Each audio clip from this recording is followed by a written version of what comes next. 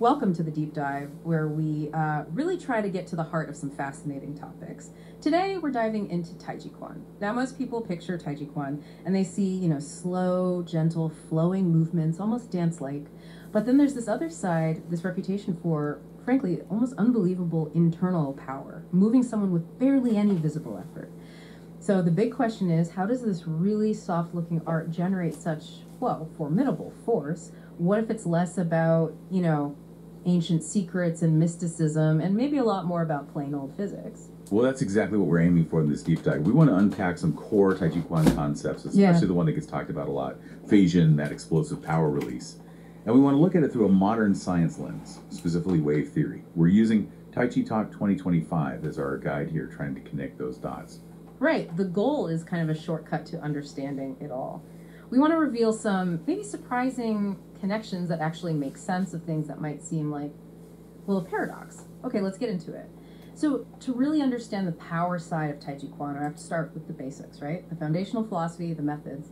These aren't just ideas. They directly build towards those advanced skills. Absolutely. Foundational. And the first big one is She Ji Cong Ren. Literally yielding oneself to follow others.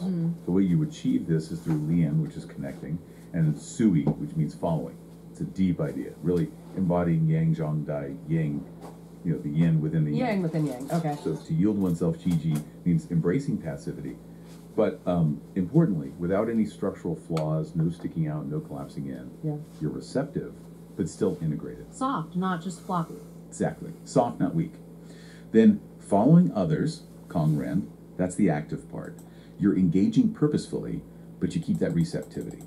So outwardly, you might look active, but inwardly, you're always listening, always ready to adjust. Think of water, maybe.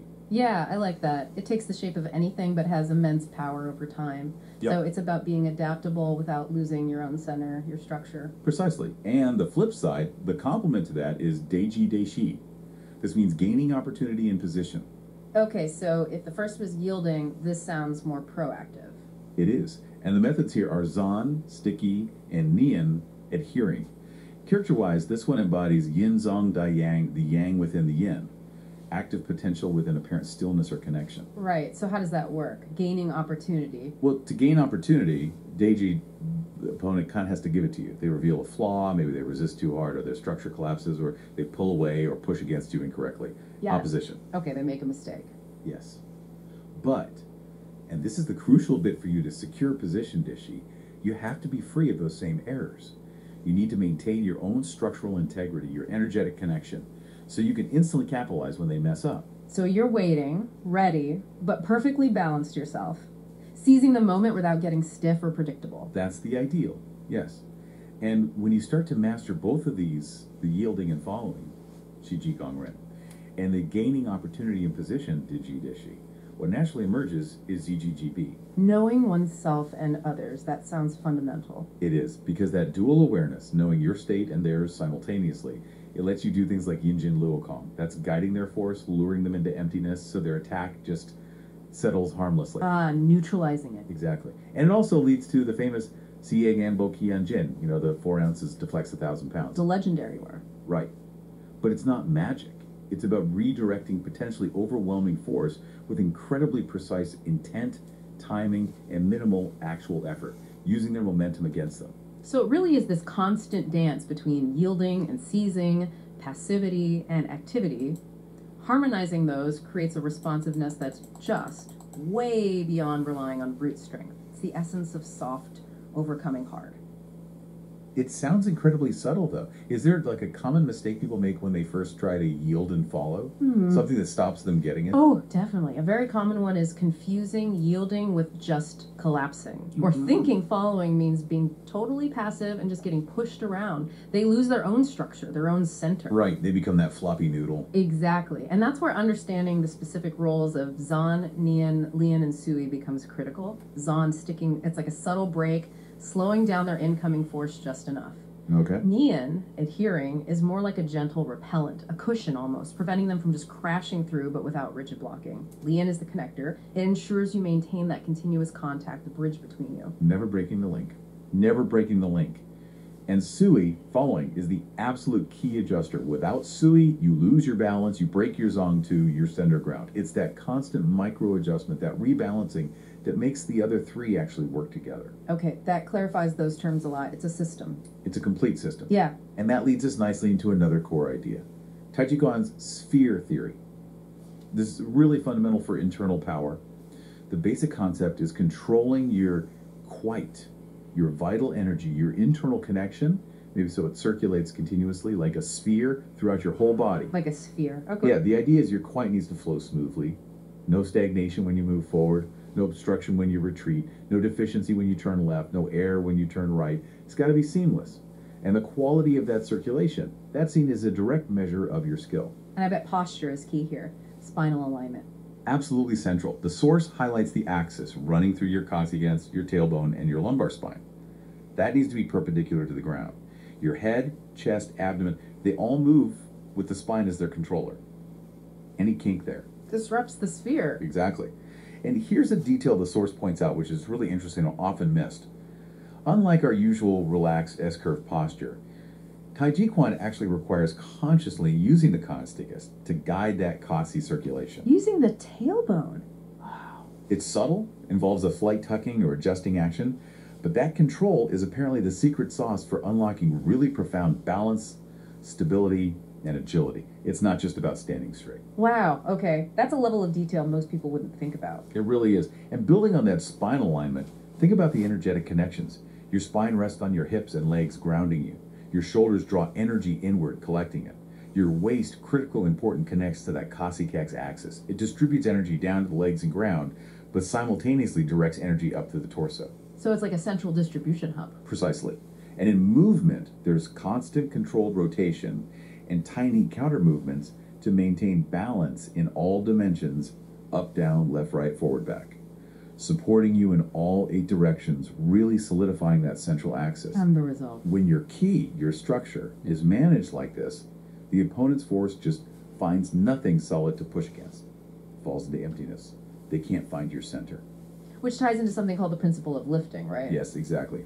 When the coccyx is correctly aligned, slightly tucked, let's say it helps straighten the hips and subtly lifts the lower abdomen. This creates a kind of lifting effect that ripples up through the whole body. Creating that spherical posture you mentioned? It contributes significantly to it, yes. It creates this naturally curved, resilient structure. Energetically, your hips, torso, legs, waist, they form this integrated curved space, almost like you are a ball.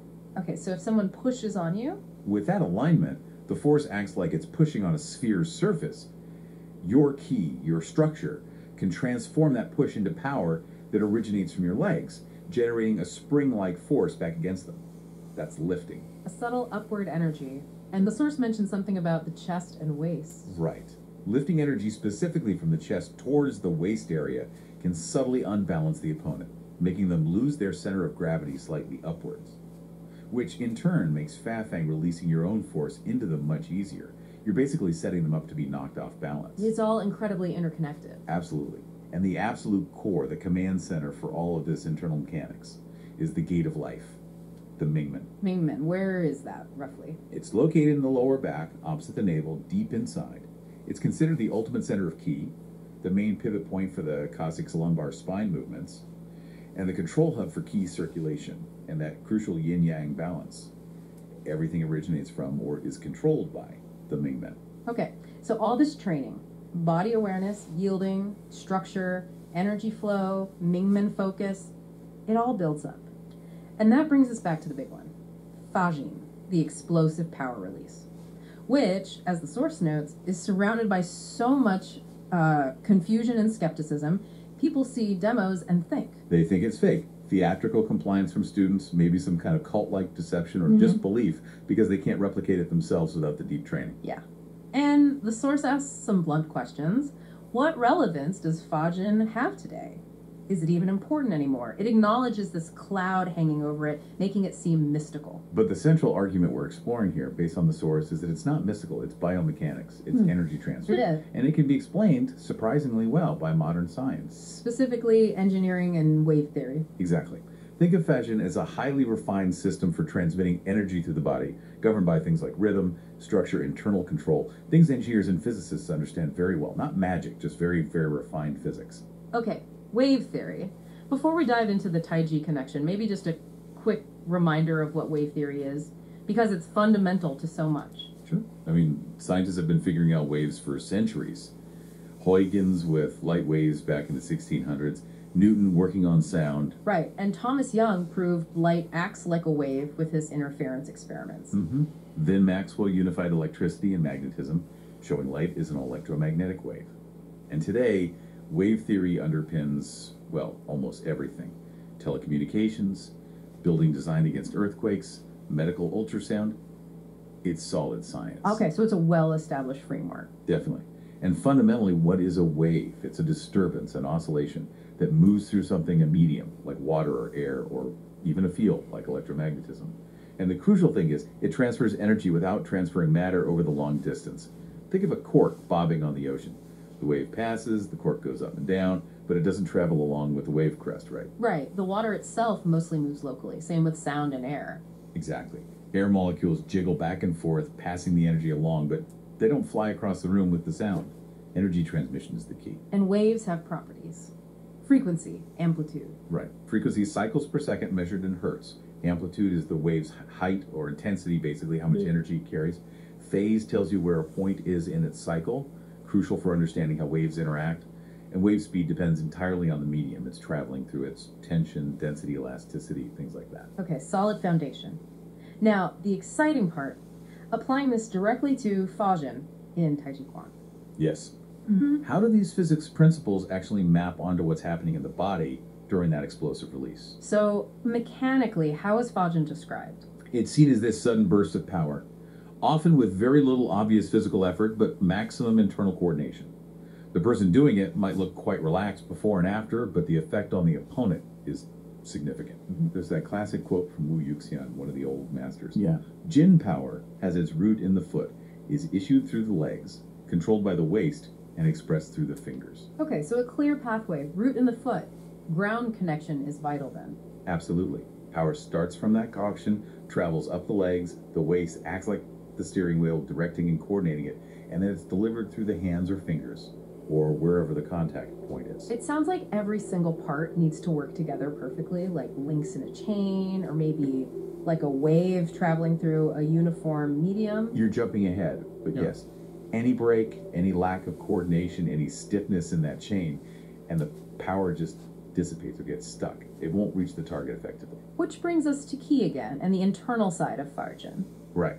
While Qi can be a complex concept, in this context, think of it relating to internal energy, breath control, and that biomechanical efficiency we've been talking about. Wu Yuxiang had another phrase for optimal Qi in Fa Jin, Qi Gudeng. Roughly, Qi should surge and resound like a drum. It suggests this deep internal resonance and energetic expansion. Like striking a drum, there's a vibration, a resonance that fills the space. Exactly. In Taijiquan practice, this gudeng feeling is often linked to using your breath and activating the dantian, that lower abdominal energy center. You create a kind of internal pressure wave. A wave. Through coordinating breath with the diaphragm and internal organs. It's like this wave-like expansion inside that supports the outward release of power. Think about a trained opera singer. They use incredible breath and diaphragm control to project immense sound with seemingly little effort. Ah, okay. So that internal surge helps launch the external force without big, obvious muscle movements. Precisely. It's the internal engine driving the external expression. Okay, this is fascinating. Let's nail these connections down with those wave theory analogies the source uses. First one, body structure, wave medium. Right. Think of your body joints, bones, muscles, as the medium through which the force wave has to travel, like the water for an ocean wave or a rope for a pulse wave. So for efficient wave travel, the medium needs to be consistent. Uniform. Ideally, yes. Any abrupt change in the medium, like a knot in the rope or shallow water for an ocean wave, causes the wave to reflect or lose energy. In the body, discontinuity or unnecessary tension, like a locked joint or a tight muscle group, Acts like that knot or shallow water. It blocks or reflects the energy wave. Exactly. It causes energy loss or reflection back into your own structure. That's why Taijiquan puts such huge emphasis on Songgong, The practice of deep, thorough relaxation, releasing all that unnecessary tension. Making the medium smooth. Making the medium smooth and consistent. And practices like Ba Duan Jin or Yi Jin Jing, those tendon-changing exercises, they literally work to make the body more uniform and elastic, a better conductor for this internal energy wave. Okay, body is the medium. Next analogy, internal power, impulse. Yeah. Just like flicking one end of a stretched spring sends a pulse down its length, Fajin originates from a short, sharp internal impulse, primarily generated from the dantian, that gudang resonance surge we talked about. So it's not a slow push, it's a quick pulse. It's initiated as a pulse. This internal impulse creates a kinetic wave that travels through your connected skeletal structure right to the point of contact. It's like releasing stored elastic potential all at once. Think of snapping a rubber band or, as the source suggests, a slingshot. Quick release, focused energy. Got it. Impulse creates the wave. Now, phase alignment in movement. This sounds crucial. Absolutely critical. This is where the wave analogy gets really powerful. Think about constructive interference. When two wave crests meet, they add up, creating a bigger wave. Right. And destructive is when a crest meets a trough and they cancel out. Exactly. In Fa Jin, phase alignment means all the relevant body parts, feet, legs, waist, spine, shoulders, arms, hands move in perfect synchrony. They are in phase. So they all contribute their bit of the wave at the same time. Precisely. Each segment adds its energy to the wave constructively.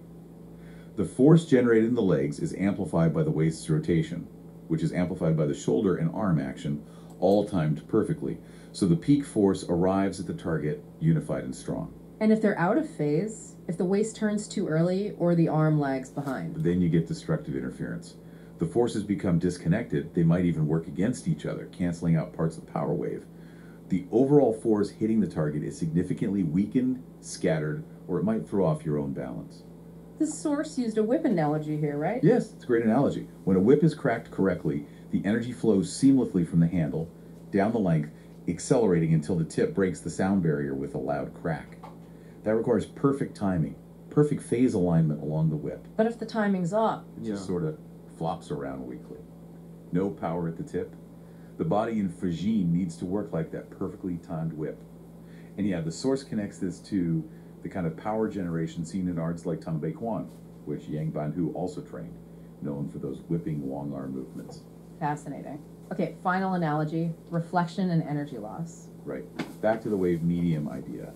When a wave hits a boundary where the medium changes properties like light hitting glass, some reflects, some transmits, some might be absorbed. So in the body, what are those boundaries? Misaligned joints, unnecessary tension. Think about raising your shoulder when you punch. That creates a boundary. Part of the force wave traveling up your arm hits that tense raised shoulder and reflects back down, or leaks out sideways. It doesn't contribute to the punch. Less power gets through. Much less.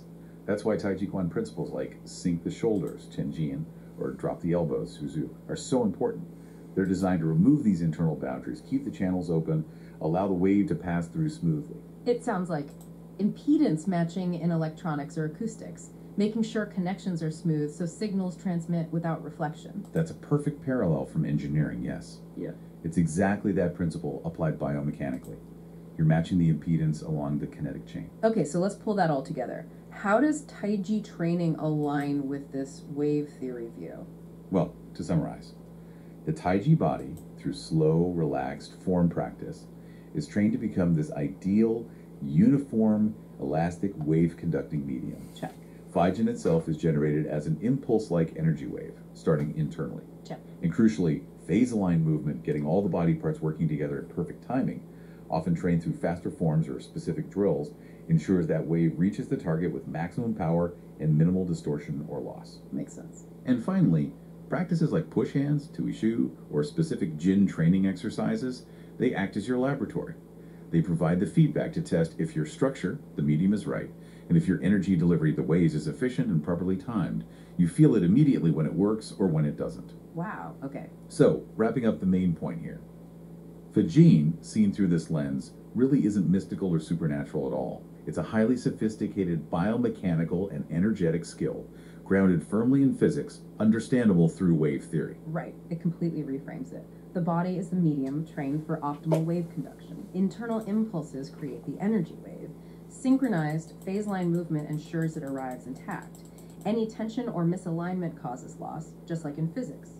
So what's the big takeaway for you listening? Well, I think this understanding really bridges that gap we talked about between an ancient art and modern science. For anyone practicing martial arts, it helps demystify the path to developing real internal power. It's not magic, it's physics and dedicated training. And for scientists, it's maybe an invitation to look deeper into human biomechanics, somatic awareness, maybe even things like resonance within the body. There's likely still a lot to uncover about what the human body is capable of when trained this way. Absolutely. So in the end, Fa Jin isn't magic. It's really a beautifully orchestrated expression of mechanics, breath, intention, all following the same natural laws that govern light and sound and energy everywhere else. Maybe think about this. How could these principles, efficiency, alignment, seamless energy transmission, apply beyond martial arts? In sports, maybe. Daily movement. Any area where coordinated, subtle effort can lead to surprisingly powerful results. What stands out to you from all this?